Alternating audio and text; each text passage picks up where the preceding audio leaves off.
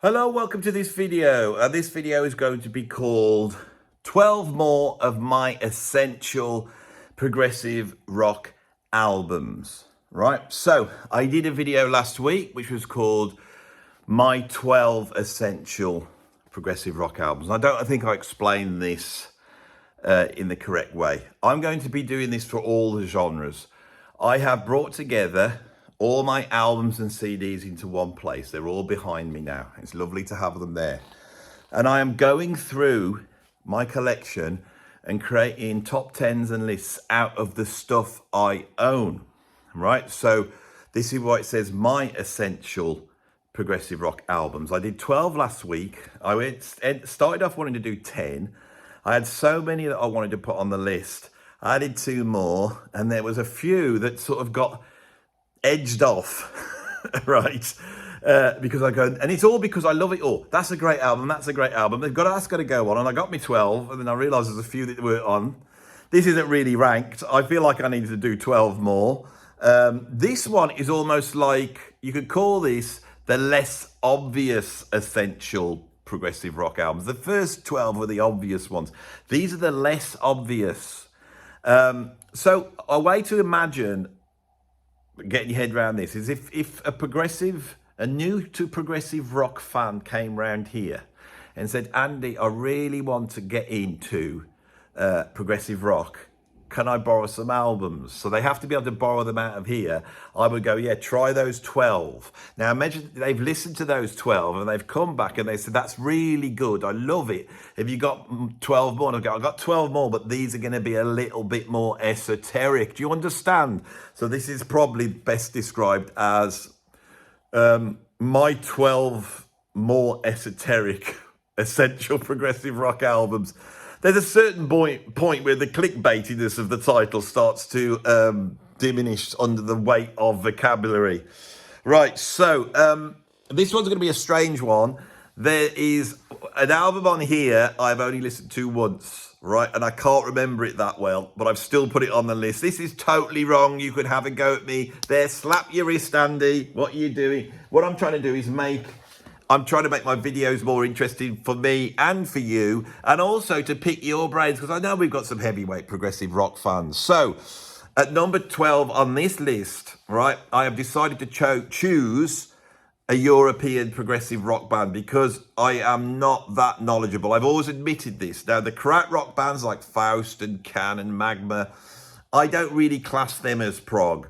My favourite one of those three is Can. I think they're wonderful, right? And I don't own any Can albums except for some on copied CD, which I don't think I have anymore. I need to go and purchase. So could you tell me the 3 Can albums I need to buy? That would be really useful.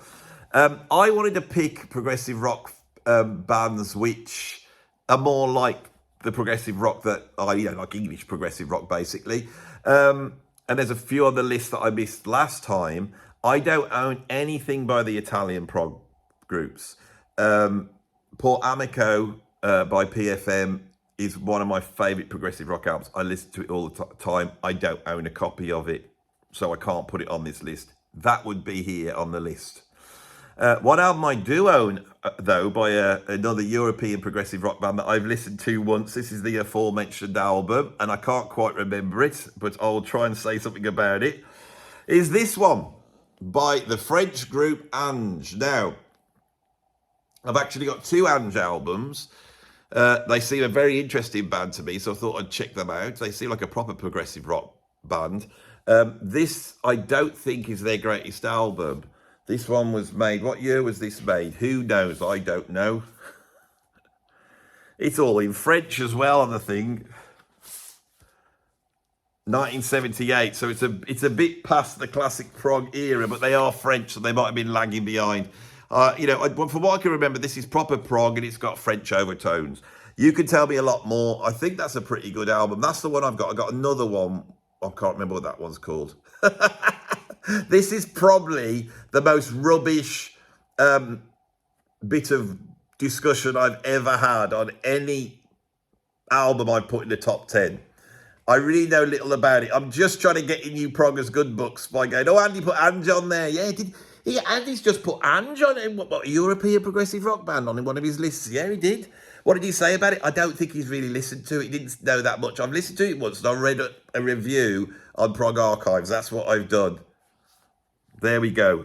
And look at it's all like in good condition. You can tell it hasn't been in my collection. Let's put that down there.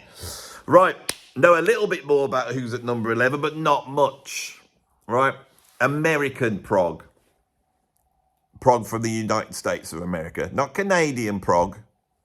You know, the Canadians are weird enough that they can actually produce a reasonable prog band, but the Americans from the United States of America, with their lack of sense of humour or understanding of irony or anything like that. You know what the Americans are like. Some of them are laughing at that. Well, you lot do, don't you? But the ones who aren't and getting all angry and MAGA at the moment and shouting at me, that is why I think you don't have proper, decent progressive rock bands. Of course, having said that, you have the daddy of them all, Frank Zappa. And Frank Zappa in 65, 66 brings out Freak Out. He invented the genre, and then he is beyond progressive rock. I did put a Zappa album on the other one, but I thought I need another American to go on here. Who will we have? Well, you Americans from the United States of America, not Canadians, you don't realise how much trouble I get into if I get this wrong, have another prog genius. He's created his own little world. I would say it is progressive rock, but it's progressive rock unlike anything we know. And it is this gentleman, and I have put forth this incredible album. Now, of course, Todd Rundgren, who is the man in question, right, this fellow, with this album, A Wizard and True Star. Is that what it's called? A Wizard? I never know quite now. I'm not very good with words, you see me. I'm a drummer. A Wizard and True Star. Is that what it's called? It never makes sense, does it? Love, incredible cover. Right, Todd Rundgren. Todd Rundgren is this sort of, he's like a Brian Wilson character, really. This is how I describe him, but way beyond that. He's a pop star, he's a guitarist, he's a songwriter, he's like a mastermind, he's a producer, he is everything, he does the whole lot. He's got the charisma of a pop star, he has ideas and concepts, and you never know quite where he's going, and he seems to pull together like bubblegum pop, you know, garage rock, progressive rock ideas, bits of jazz fusion, all these things he'll pull together and he'll present them in these all weird and wonderful ways. Now, he almost facetiously decides to create a progressive rock band, like a proper straight down the line progressive rock band in 1973 when he forms Utopia. And the first Utopia album is possibly the greatest progressive rock album from the United States of America, if you don't count Frank Zappa's weird versions. But straight down the line prog, that's the greatest one. He brings in all this sort of hieroglyphic and pyramid imagery, which becomes the stock in trade of Steve Vai and Aisha a few years later. So he has his own sorts of progressive rock world that he comes in. Utopia then slowly merges from being a sort of progressive rock band to an AOR band, and they do it very interestingly. His own solo albums, after the Something Anything album, which was a big seller with some beautiful, interesting, deep pop songwriting, he returns with this beast. Now, this beast is just off the scale. It's like opening up the tape recorder in a madman's mind, a genius musical madman's mind. I've never been able to quite get my head around it, even to this day when I put it on. And I'm not sure what he's trying to do, but it's such an incredible album. It's trippy and out there. And it's like taking, the only way I can explain Todd Rundgren is, and Zappa shares this as well. You know he can write a hit record. He is so good, he could write a hit record. So he chooses to write a hit record, and then he destroys it, as is his wont. He teases you with lovely hooks and nice cool beats and riffs, and he does all that, but he also takes it away and he moves it around. He plays with the popular aspects of American culture in his own way. That's the only way I can describe it. I am new to Todd Rundgren. 6 months ago, I didn't own any albums. This was the first one I bought, and I now think I've got about 5. and I'm delving into them. And you never know, in 2 years I might come on here as a Todd Rundgren expert. I actually felt I did quite well on that, although I was at the limits of my knowledge with Todd Rundgren, right? Now I'm getting closer to home. What have I got at number 10? Well, this is a little bit of a cheat, but it is such an incredible album. It is the solo album from Chris Squire, the bass player of Yes, and it's called Fish Out of Water. Yes had genius musicians in the band, and when you have genius musicians, you have egos. And as the band became successful and they felt comfortable in their superstardom, obviously the egos started to fray. Yes came up with a very novel idea of how to deal with that. Was to in '73, after making was it Tales from Topographic Ocean, or was it 70? Was it 74 after Relayer? They decide to take a 2-year break, and they all go off and make a series of solo albums. Now, in the Yes oeuvre, right, these albums, I believe, can be included. But when I do one of my top 10s, as you know, if you watch the channel, I never will have a band on twice, right?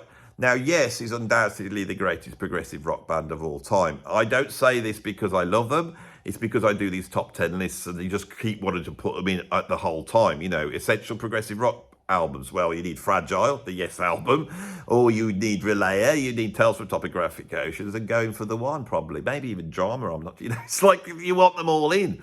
Now, in '74, they're at the peak of their powers, but Bruford's left, right? And they all go off. Now, in terms of Yes, like progressive rock, this one is seen by the fans as being the greatest of those solo albums. And I think there's a good argument for that. Right, there's Chris there, looking all like panoramic and weird. What does that mean? If you can you get that like to make sense? I don't know.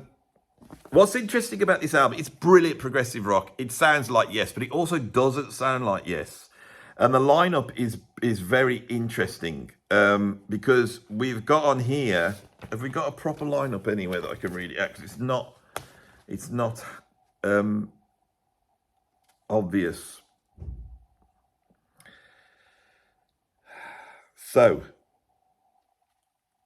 on here, I thought we had John Anderson on here as well. I just imagine that. Is that Beginnings? The Steve Howe did an album called Beginnings. That's pretty good. That's very close to Yes. John Anderson did Eliza's Son Hillo. That is incredible, but it's going to crop up in a bit, so that's giving the game away there. Rick Wakeman was already out by this point, and he'd done a whole series of solo albums that got more and more over the top. The best of them all is Six Wives of Henry VIII. The first one, which nearly made this list. I feel like I'm going to have to do another list just so I can get that on.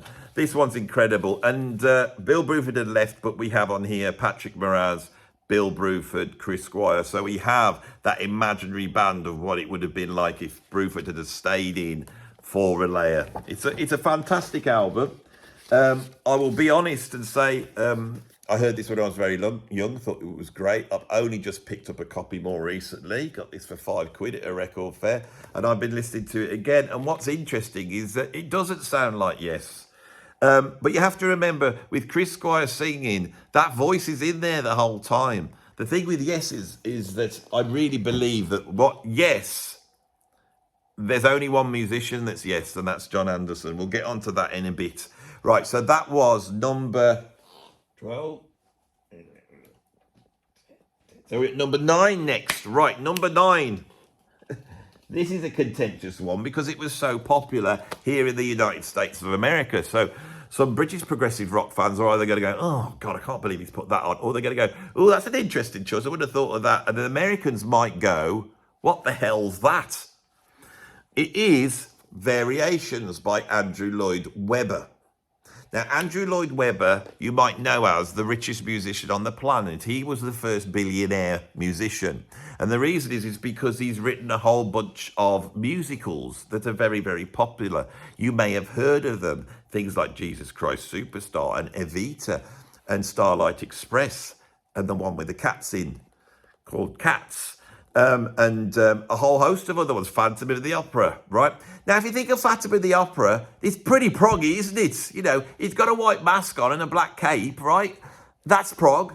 And then, the Phantom of the Upper Room is here. It's all proggy. It's all Clive Nolan, isn't it? You know, it's all like Arena and those types of bands, isn't it? Very British, very proggy. So, obviously, if he goes in to make a sort of a more of a rock instrumental album like this one, it's going to sound proggy. But that's not the half of it. This album was made because he lost a bet with his brother, Julian Lloyd Webber, who is a handy cellist. And he says, I want you to write a crossover sort of rock album for cello. So he did. Now, at this time, you had bands like Sky that were like a sort of progressive rock band with John Williams on classical guitar, and they crossed over. They were on the TV all the time, and the records are selling really well.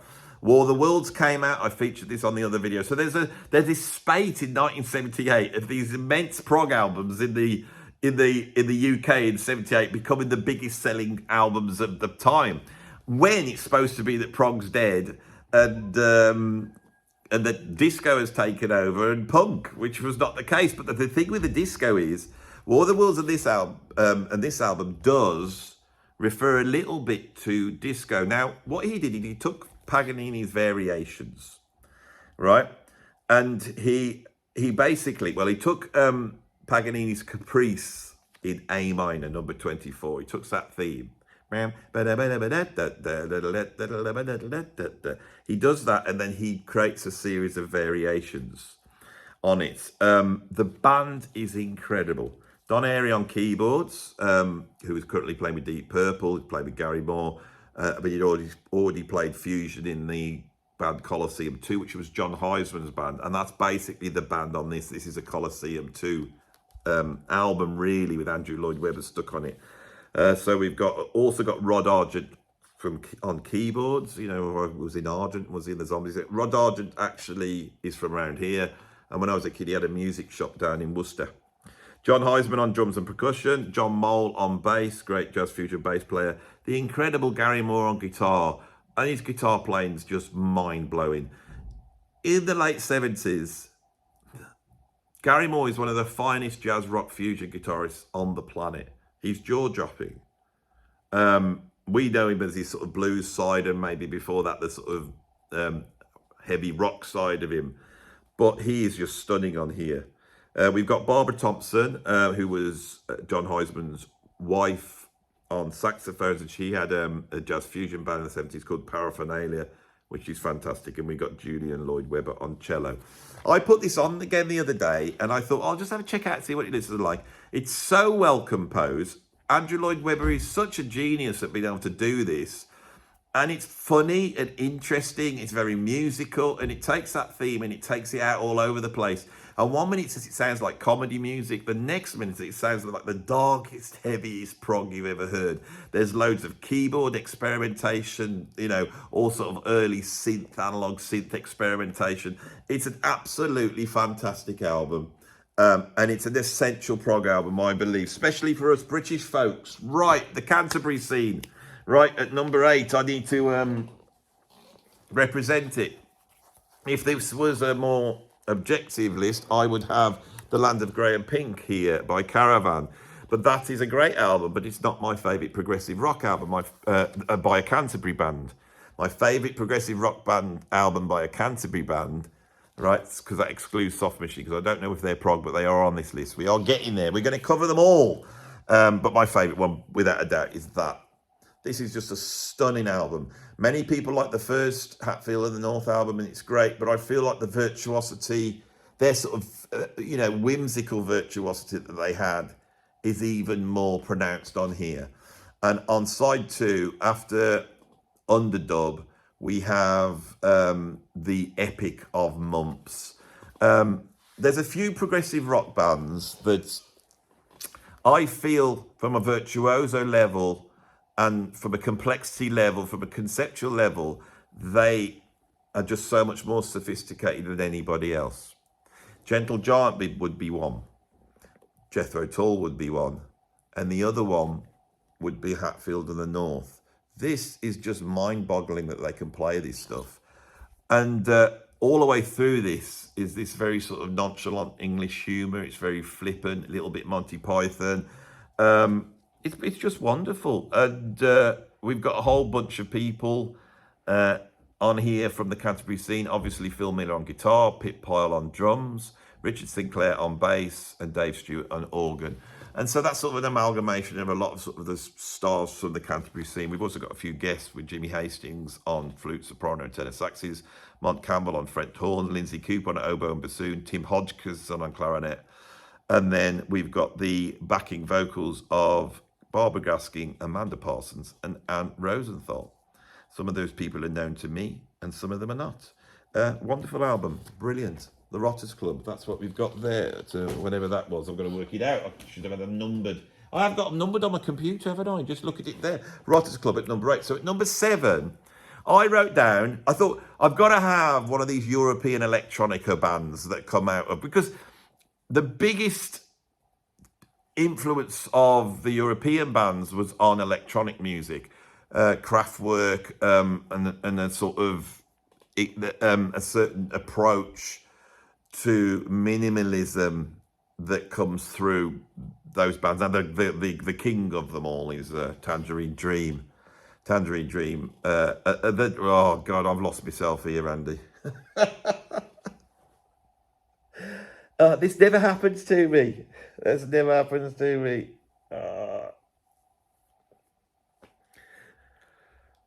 Sorry about that. I'll leave this in because, you know, I come on here. I have my structure. I got my list. I start talking. I have been jumping through a whole bunch of bands that I'm not so knowledgeable on. So my brain's going at 100 miles an hour. And a band I'm not so knowledgeable on is Tangerine Dream. And that's the next one on the list. So I thought, well, the classic album's Phaedra. I own Phaedra. So I come down here to pull Phaedra out, and I don't own Phaedra at all. This is how little I know. Right, I've listened to this album for probably 20 years, thinking it was Phaedra.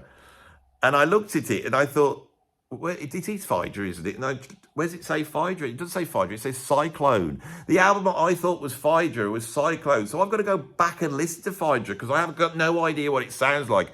Although I thought I'd been listening to it for 20 years. As I get to this bit, I know I'm aware of that. Plus I know don't know what I'm about to talk about now with this band.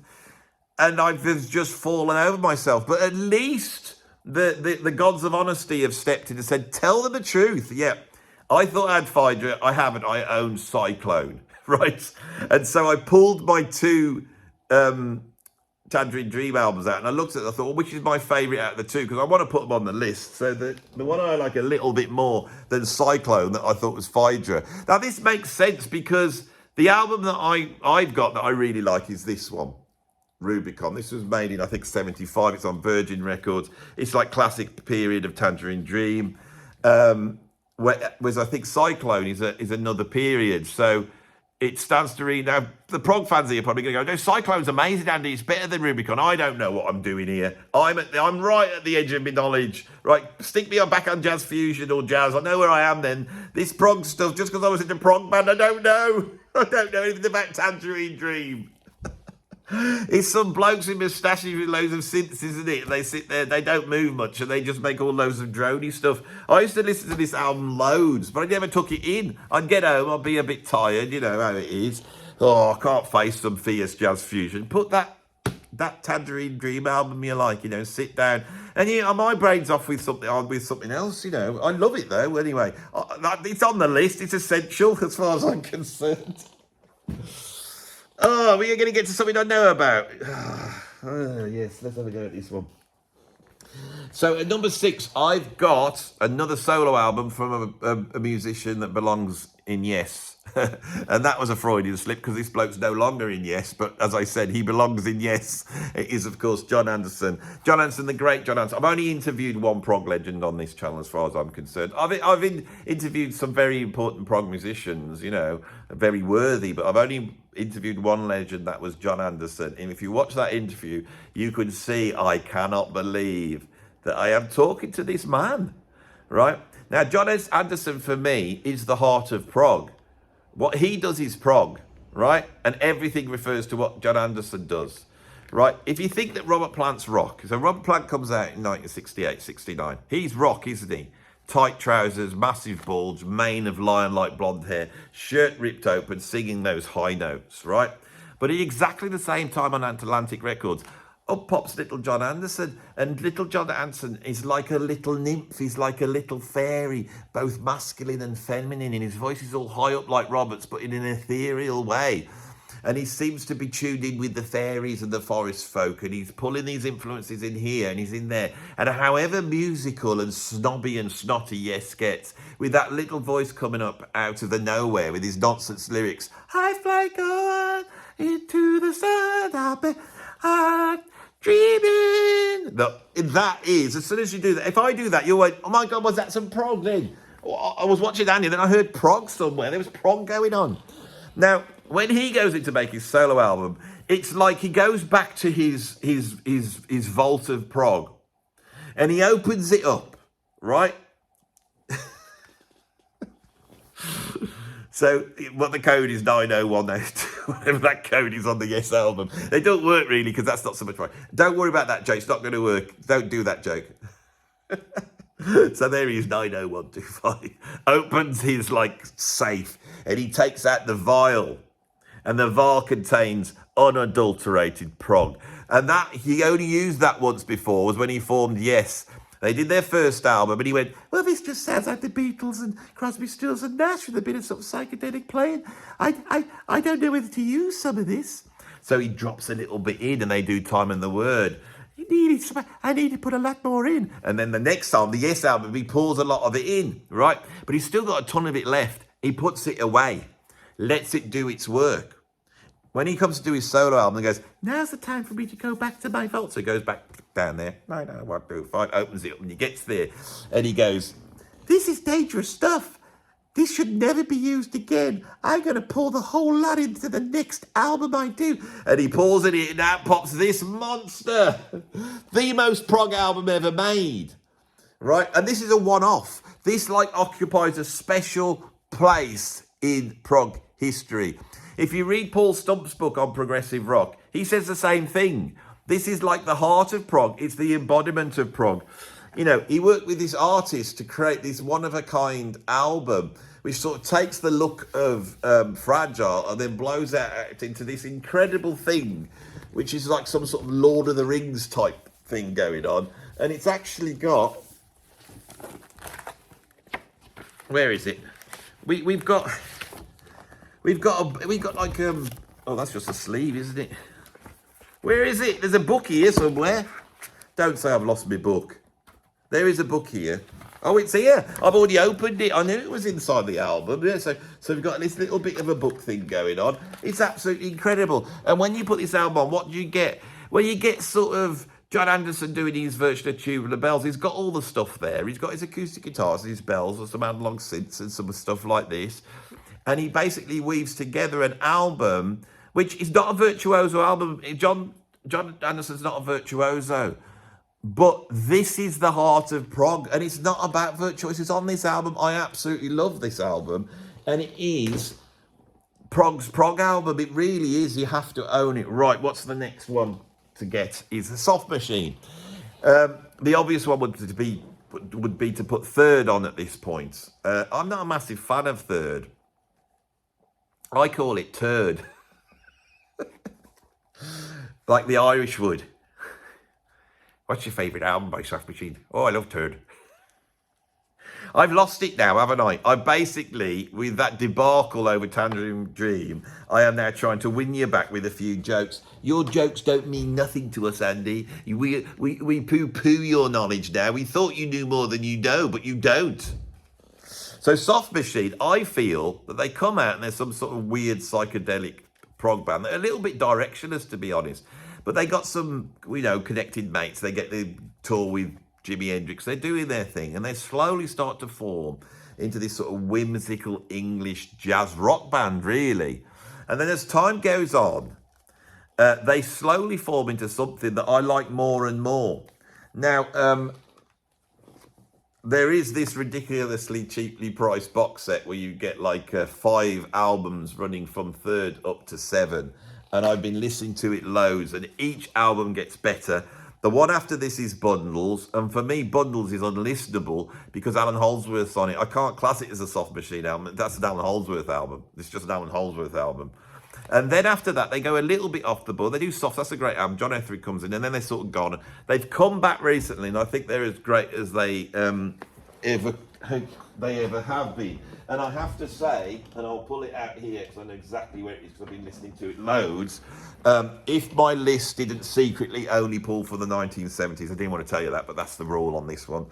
I might be putting that one up for Soft Machine. That's great. But my favourite one on here is this one, 7. And I think musically, I like this even more than Bundles. It's just not got an Alan Holdsworth, which is great because you can actually then listen to Soft Machine and not just be in awe of that guitar playing. This is wonderful sort of jazz rock fusion. Why is it prog? Well, it's taken me a while to get Soft Machine. And I've realised that Soft Machine, unlike American fusion bands, are a lot more experimental in the studio. They're a lot more experimental with electronics. But they have this dark sound, which I've grown to really love. And it's like these really strange dark riffs in odd time signatures, right? Now, the closest I can think to it is on the album Herbie Hancock made, which is called, it's the middle one. There's Morandashi. Then there's, is it Crossings? It might be Morandashi, actually. There is this really psychedelic jam.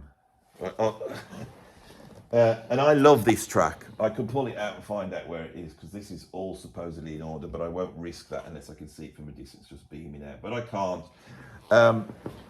What's the name of that track? It's not Hornets. It's called Ostinato. The track by Herbie Hancock called Ostinato. Go and check it out.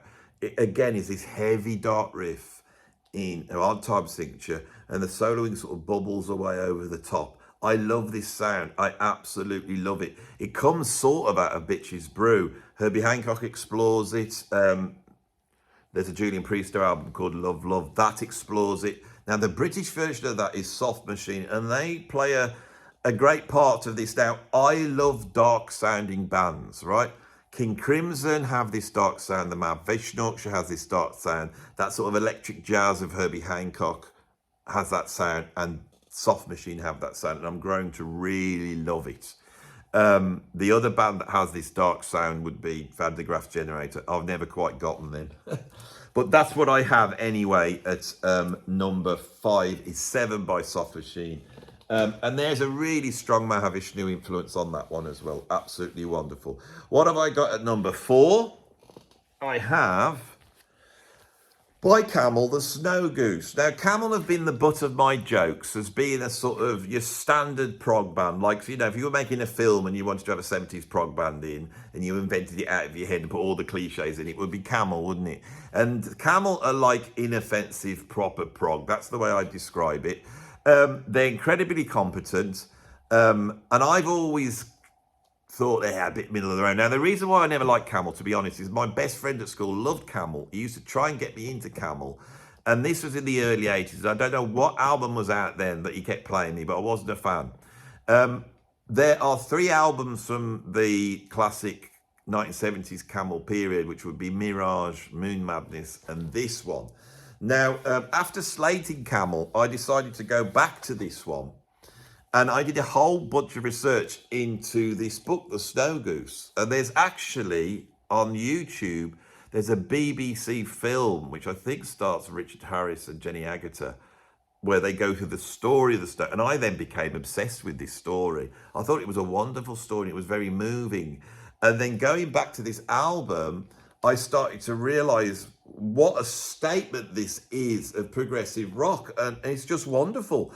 And this is a time in musical history and British history where albums like this, that a band of really great musicians could go in and take rock and roll and move it into an area that it had never occupied before, where it was almost like classical music, but beyond that in a way. And just going through it and hearing how this band has orchestrated music to fit into that story, which of course they weren't allowed to use it. The author wouldn't allow them to use the copyright, so they have to put music inspired by the Snow Goose, which is precisely what it is. You know, I have to be honest. I don't even say this. It's like a prog confessional. Up until quite recent, not when I knew about this channel, but up until probably 5 or 10 years ago, I thought the Snow Goose was the soundtrack to a documentary about a snow goose, where it was like one of those sort of 70s things where the snow goose is now hatching out of its egg, and the little snow goose chick now faces all sorts of dangers for all sorts of marauding beasts. And then you get some plinky plonky analog synth thing coming over the top as it's trying to learn to walk. And I thought that's what it was. My mate used to play me this all the time, and this is the whole thing that's weird about music. If you sat there just imagining this sort of cruddy 16mm film, nature film from the 1970s that, of course, Life on Earth surpassed. That's what put me off. And then when I realised it's not about that, and it's about something else, it's about artists and creativity and about the Second World War. And it's got like Rayada on, which is a place I used to go on holiday to when I was a kid. I've done a whole video on this and I re-examined it. And since then, I love it even more. This is just a warm, lovely, progressive rock album, essential album. I now need to get Moon Madness and Mirage and a few others, don't I? I will like all these prog bands if I actually bother to listen to them. What we got at number 3, right? This, in 73, right, which I believe was the year this album was made. If this album was made in 72. So 72 is like the peak year of prog. We're going up the hill of prog. 73, you reach the peak and then you're going downhill. And in 73, all the bands overreached themselves in their own way. It's interesting to study the sort of things like Lamb Lies Down on Broadway and Tales from Topographic Oceans and see how these bands are slightly overreaching themselves. There's one band that did it in 72. They made a double album and it's pretty much perfect. You can't criticize it like you can Topographic Oceans. And this is by perhaps the greatest of the European progressive rock bands that sound like progressive rock. It is, of course, Focus. And I'm proffering this at number 3, Focus 3. It all makes sense, doesn't it? There we go. And this album is pretty epic. You get things like House of the King and you get Sylvia. They're like the hit records. Everybody loves those. Now, when I was a kid, that was the theme to some show, again, in some 70s sort of documentary type show that we used to watch as a kid. But that's only made me love it. Or I think it could have been House of the King, was that? I don't know. You keep just stumbling into things that you're not quite sure about on this one. It starts off, we get like 4 shortest tracks. Sylvia's on there, it's all proper Focus, it's killing away. Then you stick it onto side 2 and you get 2 tunes, Focus 3, and then answers questions, right? The epics are starting to build up. 72, they've really got a big epic there. And then on side 3, running on to side 4, you get Anonymous 2. Part 1 and Part 2, incredible, right? Then you get Elspeth of Nottingham and House of the King. It's so perfectly balanced. Why did they get away with it? I tell you why, because they're a proper prog band. They replaced the English aesthetic with that sort of Germanic chocolate boxy yodeling type of thing. And that works. You can do that, you see. You can stick that in the rock and it works. It didn't work so well for James Last, but it does work. You can do it. So you have all that tweeness and the yodeling and all that bit. But Focus are also a really highly performing jazz rock fusion band. And they like to solo. And this really is a single album, but with some solos in. But the solos are great and it's exciting.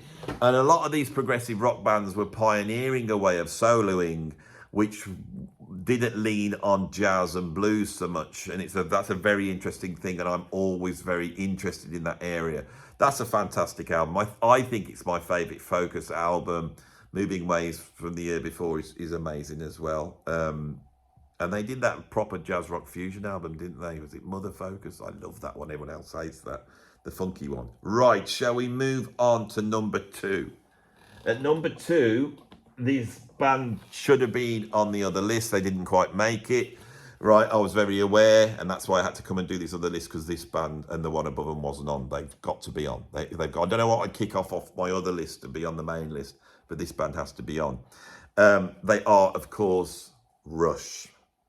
And my heart wanted to put on Moving Pictures. Moving Pictures, for me, is a perfect album. There is not any point on that album for me. I know it's not the true for everybody, but there's no point on that album where they are not just hitting sublime continually. Some people don't seem to like Camel. I think it's an absolute work of genius. I thought it when I first heard the album in 1981. I can remember staring at the speakers when Camel was on, being able to visualize what they were talking about. Witch Hunt, I could visualize that. And then right at the end of this album, the definitive statement of progressive rock in the 1980s, they do Vital Signs, which shows where they're going to go in the future, but they never surpass that. It's just, the album's completely sublime. This is not a perfect album, but it is their most prog album. And I thought the sublime bits on this are pretty plentiful. And this is about the most prog they ever got. And also I had this rule that I'm picking from the 70s here just to pull it down. I will probably do my essential 80s prog albums after this. I don't know whether I could have got enough essential 90s prog albums. I might be able to do 90s actually, if you go over to the CDs, but you're going to get bands like Mr. Bungle. If you don't mind that, we can do that. But this is a proper prog album. Now, I got the album in my hand, so I can open it up and show you it, and you can get a feel for it. Lovely. There they are. In England, I believe. I always imagine that that's in England because they recorded this down in Rockfield, a studio I have recorded in many a time. I have sat exactly in the same spot recording drums as Neil Peart did, I think. Right, so what have we got on here? It opens up with Farewell to Kings, that famous stroll across the courtyard at Rockfield where the guitar moves from one side to the next. It's not panning, it's actually recorded with 2 mics. Absolutely wonderful. And you know that Rush have landed in England, well, Wales really. Is Rockfield England or Wales? They've got so many facts here that you're not too sure about. I'm not sure today, not confident, you know. It is what it is. It has to be what it is. That English aesthetic, now they've got it. Didn't have it on 2112. Now they've got it. Farewell to Kings comes in. Absolutely incredible. I don't know why that tune never became one of the sort of go-to Rush tunes, like, you know, YYZ or Tom Sawyer or any of those, you know, or Close to the Heart or any of that. It's just incredible. It's so complex. They've gone up a notch. The soloing's incredible. Absolutely brilliant. Geddy Lee says this, you know, of course, these lyrics are by Neil. When they turn the pages of history, when these days have passed long ago, will they read of us with sadness for the seeds that we let grow? We turned our gaze from castles in the distance, eyes cast down on the path of least resistance. Cities full of hatred, fear and lies, withered hearts and cruel tormented skies, scheming demons dressed in kingly guise, beating down the multitude and scoffing at the wise. This is a statement of prog, and it bemoans the passing of prog and celebrates what prog offers, and it critiques the modern world in a language that is full of the floweriness of prog, which comes from the sort of English literary tradition. And then we look at the cover and we see that sort of puppet that looks like a court jester puppet, and his strings are all deflated. He's sat in a king's chair, the jester who would challenge authority, basically. They would be there to bring the kings down. In here, he is poking fun at these kings. They are saying, who's going to bring them down? Where's the jester? If we turn away from these values, maybe there's something that is actually quite anarchic, and maybe there is a way of critiquing power which we are going to lose because we throw this out, because we think it's old hat. and we see him sat in that desolate landscape, a modernist landscape that has forgotten the conservative traditions of beauty, virtue. That's what this is about. It's incredible. I mean, I know this is not Bob Dylan, or it's not. People don't see Rush as being intellectual. It's massively intellectual. The trouble is, it wears its intellectuality on its sleeve, and the mainstream don't like that. They like to be able to discover the wisdom behind something that doesn't seem wise. They don't like the fact that Neil Peart, who at this moment in time in 76 is possibly 24, 25 years old. This is a young man in a rock band, but it's a rock band for clever rockers, right? They follow this up with Xanadu, which is almost like the perfect epic. It's absolutely wonderful. They're famous that I think they played it in one take, which is astonishing when you hear all the instruments that they've added in. And live, they would play this live. It's astonishing. Xanadu. So side one for me is one of the greatest sides in progressive rock, I would say. Side two, we get closer to the heart, which is like pop prog. That's hard to do. Yes could do it. They did it with Wondrous Stories. Rush are even better at it. Nailed it. Cinderella Man is good. Throw away. Madrigal. Okay, these are the two things when it drops. And then we get to Cygnus X1.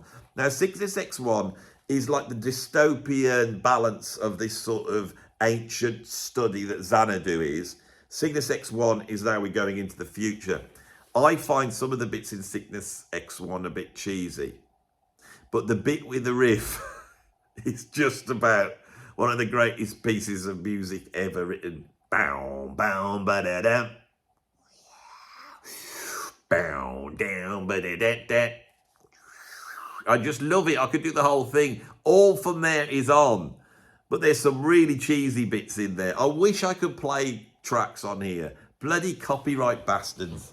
I wish I could play tracks. I wish I could put Cygnus X1 and talk the way through it how I hear it. And I would love to be able to celebrate how amazing the amazing bits, but point out the bits that are so rubbish. I know it's sacrilege. I love Rush. You know I love Rush. Right, so at the top of this list, esoteric prog. Well, what's bizarre is the band that sort of cornered the market in esoteric prog is the band that created prog. King Crimson, they weren't on the list. I knew they weren't on the list, and I didn't know what to do. I got me 12, and I thought, well, am I going to take one of those off? And I thought, well, if I take that off, all I'm doing is adding this one to the list. And they all know I'm going to add this one to the list. You all know I'm going to stick red on. And then what's worse than that, although this is for me the greatest King Crimson album of all time, because it's dark and menacing, and it opens the door to the future while celebrating the past and all that type of stuff, everyone's going to turn around to me and say, yeah, well, what about In the Court of the King? That's a masterpiece. It's the first prog album. And I will answer you back by saying, Schizoid Man is a masterpiece. The tune In the Court of the Crimson King is fantastic and groundbreaking. And there's some other great moments on there. But there's moments on there as well that I just have never enjoyed. And it never really gets out of the gear that it starts off with Schizoid Man. Schizoid Man takes your face off. It's proto-punk. It's like, it's the future all screaming at you. It's all incredible, and everything they do in it is brilliant. It's like they used all that up, and then they never really go near that ever again, and they don't do it on the second album. Cat Food is sort of the version on there. It's not the same. And then they go, for me, into sort of very obscure, you know, like twee prog, very dark and interesting. And I when I was a kid, I loved King Crimson so much, I went out and bought all the albums. And I listened to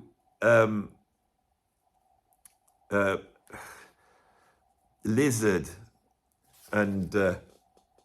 sorry, my phone's playing up a little bit. Those albums, I kept listening to them, trying to like them. Maybe I'd like them now. And I disliked them so much. I was so upset because of what I expected that I went and sold them. I need to go back to them, really. But this isn't the album I'm putting on. And I know if I'd put this one on the main list, I would get it in the neck. But for me, what's the album that embodies everything that King Crimson did, everything that Robert Fripp ever did? It embodies all the things like the darkness and heaviness of Crimson, the classical whimsy, the studio experimentation, the future with the Adrian Belew, Tony Levin, King Crimson, and a whole host of other stuff like Frippatronics. What's the one album that does all of that? and is greater even than Red, in my opinion. One of the greatest albums in progressive rock, although it takes in new wave and it points to the future.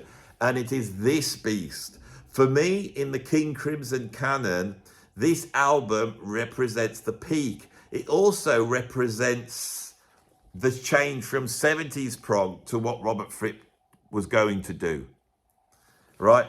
This album is absolutely incredible. It's not King Crimson.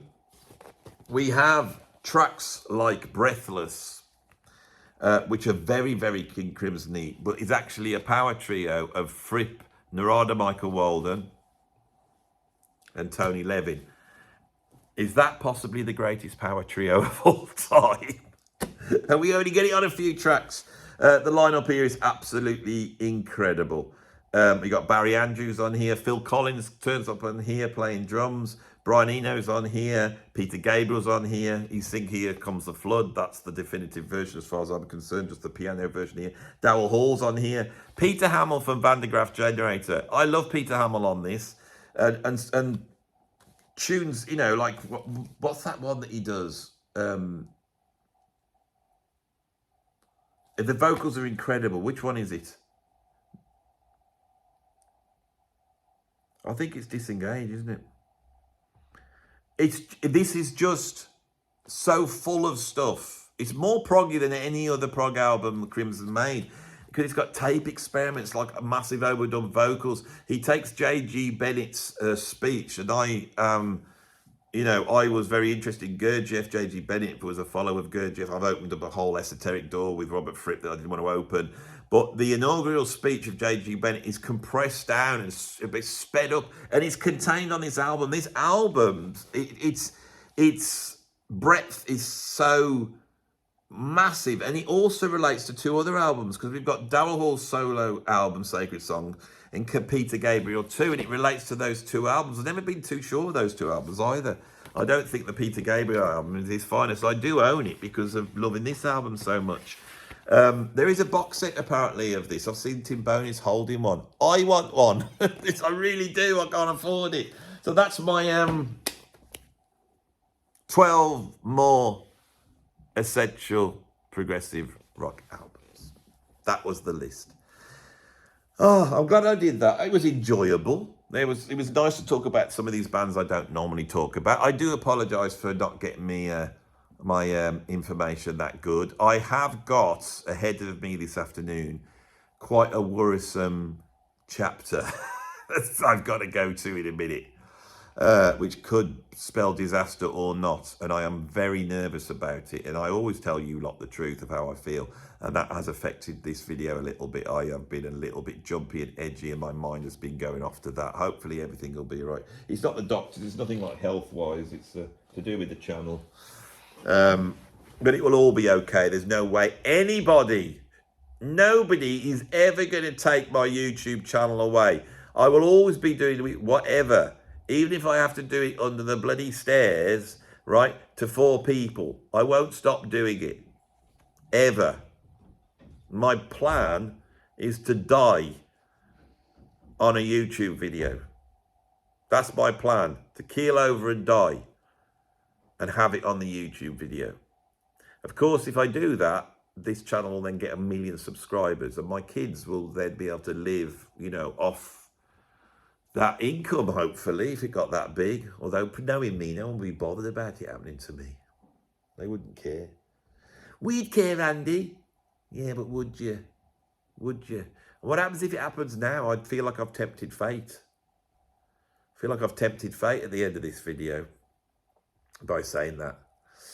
Anyway, we're at the end of the video. Anything else I can have a chat about, you know, for those few stragglers left at the end, you know.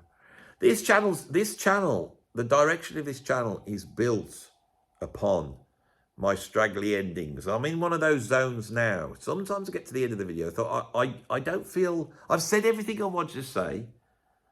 I've done everything I wanted to do here.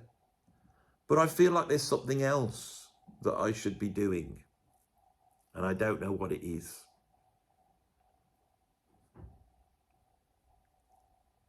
But I'm not going. I'm staying here. And that's my statement.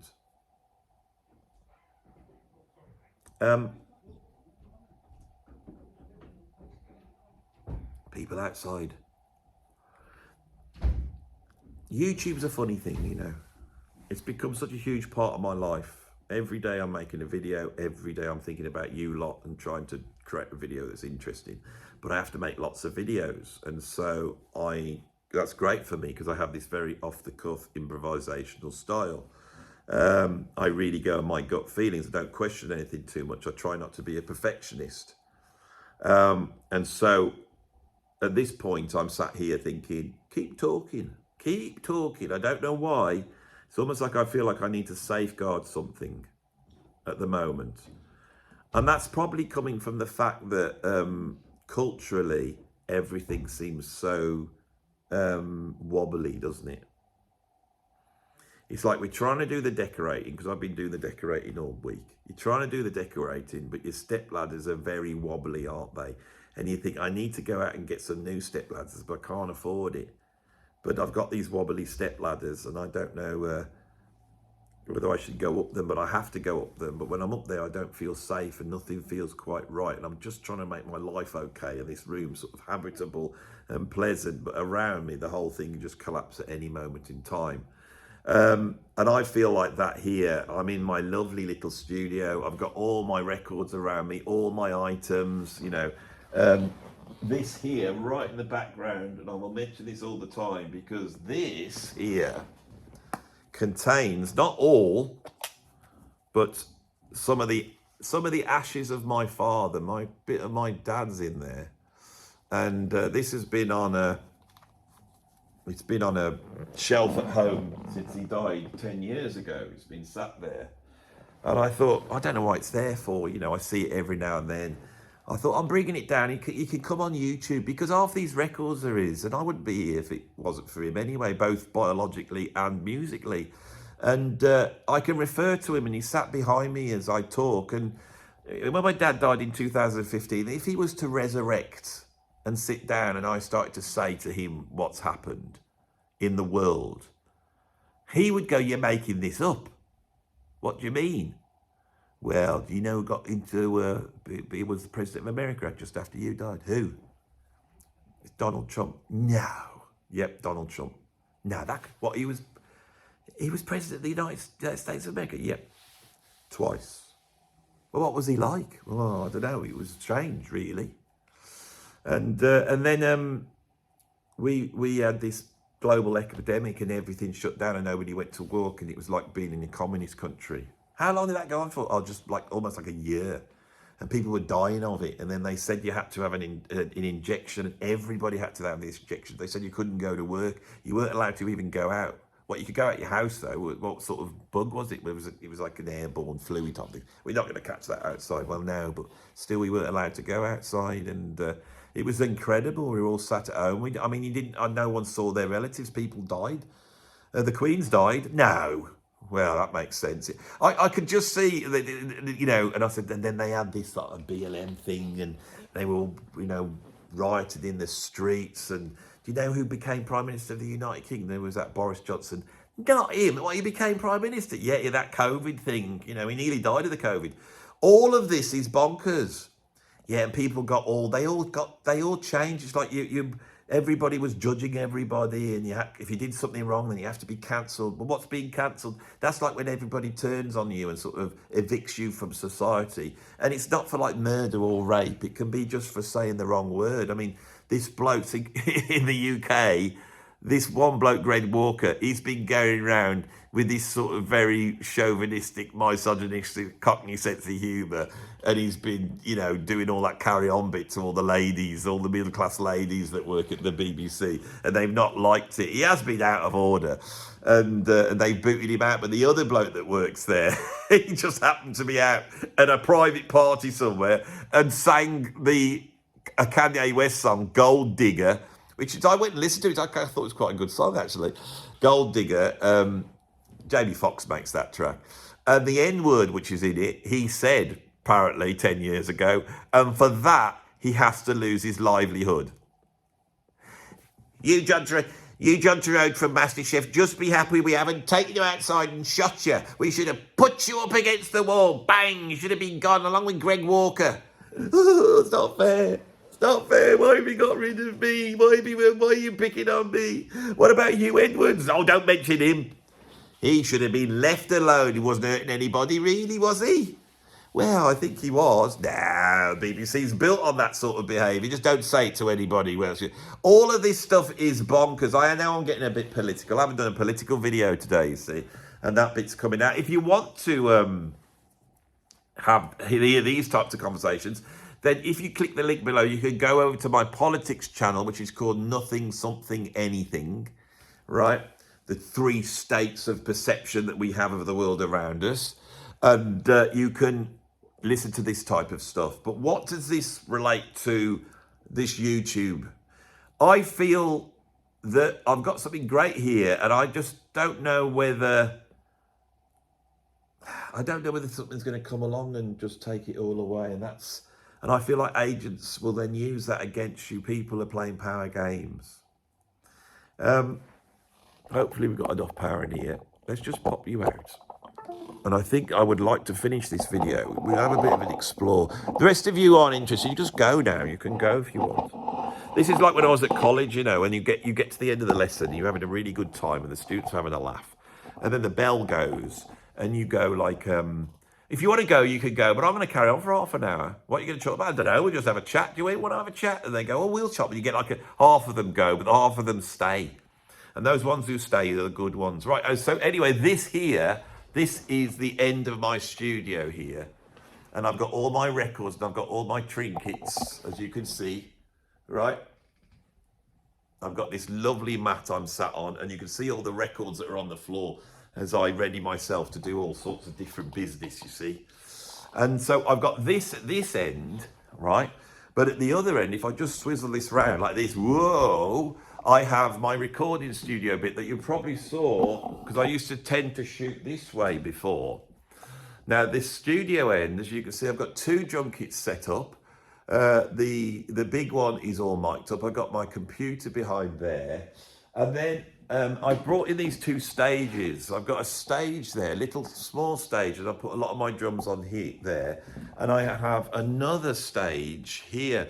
Now those stages can be put together and act as a drum riser, and I could do some gigs in here, although I like the idea of the sort of tiny desk situation up at that end. Now, tomorrow I have Canan Hanspal, the virtuoso guitarist and Zappa expert, coming up, and Faye Janzek, who is like the modern day Frank Zappa. They're both coming up together, and we're going to get in here and we're going to have a jam and play. And we are going to have some fun, and you know, I'll be recording that, but I'm going to probably do that as in that sort of tiny desk area. So that's the big thing there.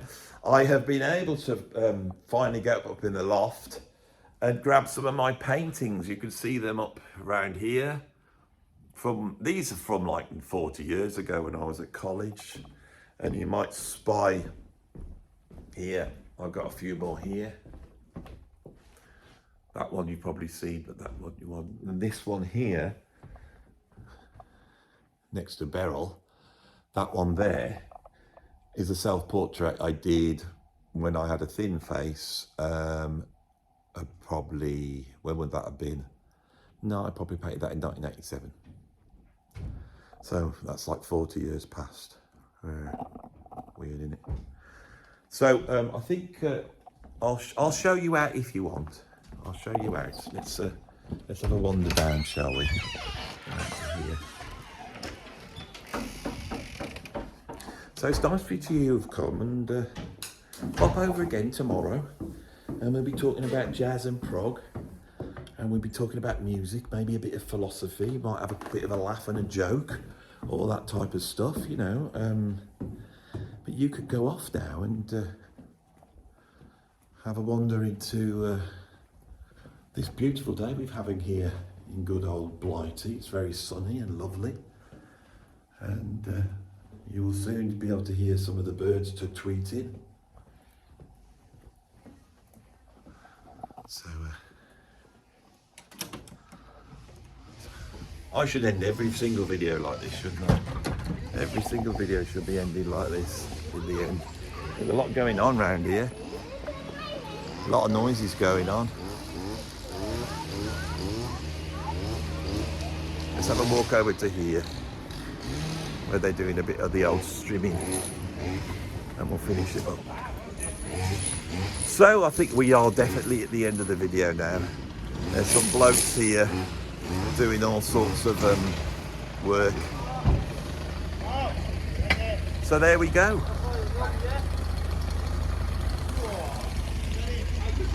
See you all. Thanks for watching. Stick a like on it. Stick a subscribe on it. If you want to become a patron, I have a Patreon which has got free membership. Doesn't cost you anything. You get a whole ton of content, or you can pay and get even more content. What else? I've got membership here, 2 levels. I've got one for just the drummers, which is pretty cheap, where you'll get some drum lessons and sort of bits and bobs like that. And I've also got the full membership where you get to see everything early and you get access to members only videos. That's about it. Oh yes, I have the PayPal tip jar as well. And so if you want to donate to me, you never know, I might need it if this meeting doesn't go well till later on. See you all, bye.